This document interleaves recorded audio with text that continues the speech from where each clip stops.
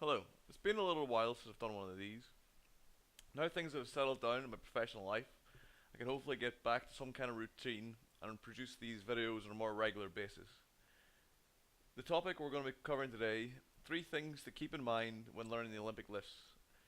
And this is more of a general philosophy when it comes to practice of these lifts as it is to hints and tips on how to perform them.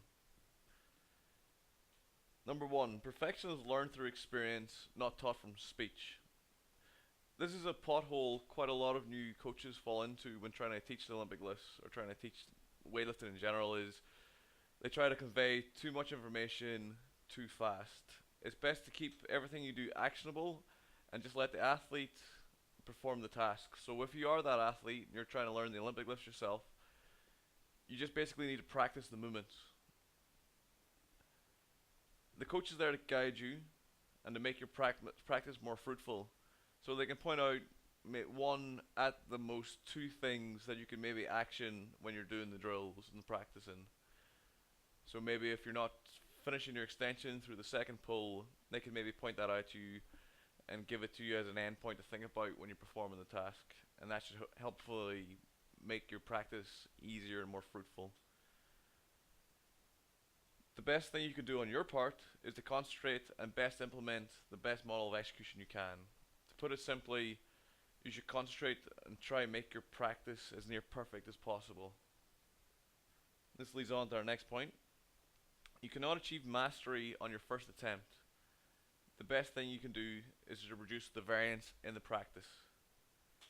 To illustrate this point, to learn a new skill, it takes 20 hours of practice, or 1/2 of what would be a full working week.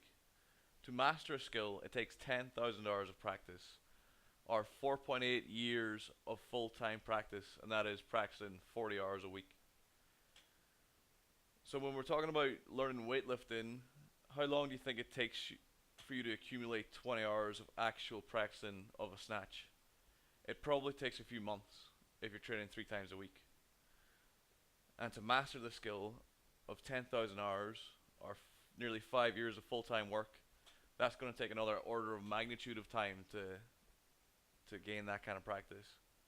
So you're not going to look like Lian when you step up to a bar and perform a snatch, because he's been at it for 15 to 20 years on a full-time basis. It's his job to do it, and that's why it looks so good when someone like that does it. So I found the best way to reduce practice of variance in weightlifting for the first while is just to use lighter loads, as we discussed in previous videos. Higher velocities and higher loads increase motor noise, which increases the variance in execution, which also has a knock-on effect of splitting up your practice. So you want to lift a load that you can execute the same movement with time and time again, and you want to practice part lifts. So a part lift would be a variation from the hang, so hang snatch, hang clean, or from blocks, so from thigh, or from below the knee snatch, or from above the knee clean as examples. And the best way to think about it is, instead of using sets and reps, allocate time for practice.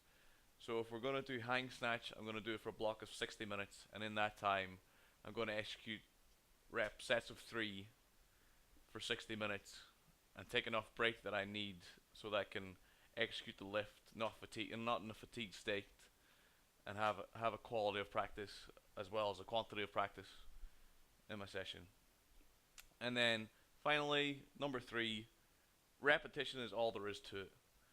When you boil it down, the best way to learn the Olympic lifts is just to perform the Olympic lifts. Now, different people have different methods of teaching them. Some people vary this kind of pull, some people like this kind of pull, some people like this kind of drill, some people like this kind of drill. But when you actually watch, regardless of who the lifter's been coached by, when you watch an expert lifter step up to a maximal lift, it all pretty much looks the same. How this Chinese lifter executes a snatch doesn't look wildly different from how this Bulgarian lifter executes a snatch.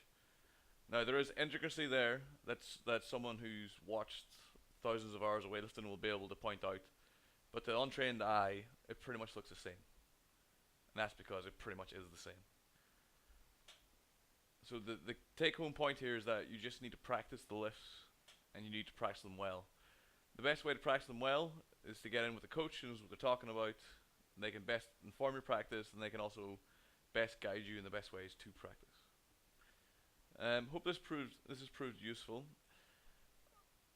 The quality on these videos, I appreciate, has not possibly been the best it can be. I'm going to purchase a microphone in the near future, so hopefully that issue of the video will be taken care of, and I won't need to alter the video by upping the gain on the microphone or anything like that. Any questions you'd like to ask would be helpful. Just send them to speedpowerfitness@gmail.com, or just leave a comment on my YouTube. I'll try to answer everyone's questions, as it gives me some content to produce, and you can have your questions answered at the same time. CastIronStrength.com, my website that I put a trailer up for 4 months ago, is going live within the next week or two. It's not perfect, but I thought it was better just to get it out there, and then I can edit it as I go. Okay, that concludes this video. So see you next time.